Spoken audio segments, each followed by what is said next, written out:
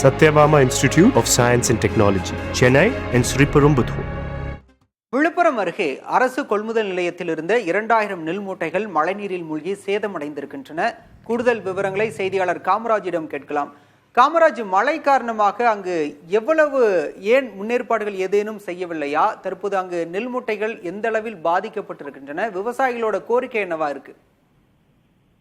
வளிமண்டல மேலடுக்கு சுழற்சி காரணமாக கடந்த 2 தினங்களாக விழுப்புரம் மாவட்டத்தில் இரவு நேரங்களில் காற்றுடன் கூடிய கனமழை பெய்து வருகிறது. இந்நிலையில நேற்றைய தினம் இரவு பெய்த மழையின் காரணமாக விழுப்புரம் அருகே இருக்கக்கூடிய காணை நேரடி அரசு நெல் கொள்முதல் நிலையத்தில் தார்பாய் போட்டு மூடப்பட்டிருந்த நெல் மூட்டைகள் காற்றினால் பறக்கப்பட்டு நெல் மூட்டைகள் முழுவதுமாக நனைந்திருக்கிறது. அது மட்டும் இல்லாமல்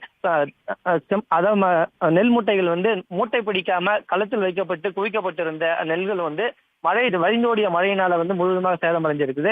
அதனை உலர்த்தும் பணியில இப்ப விவசாயிகள் மேற்கொண்டு வருகிறார். குறிப்பாக இந்த காணை பகுதியில் இருக்கக்கூடிய அரசு நேரடி கொள்முதல் நிலையத்துல 20 நாட்களுக்கு மேலாக இந்த நெல் கொள்முதல் நிலையத்தில் நெல்களை வியாபாரிகள் கொள்முதல் செய்யாதனால ஒரு தேக்கம் அடைந்திருக்குது. இந்த தேக்கத்தின் காரணமாக முழுவதுமாக விவசாயிகள் பாதிக்கப்பட்டிருக்காங்க.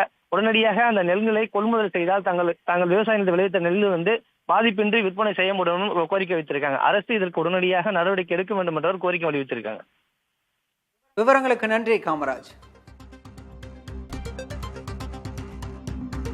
Satyabama Institute of Science and Technology, Chennai and Sriperumbudur.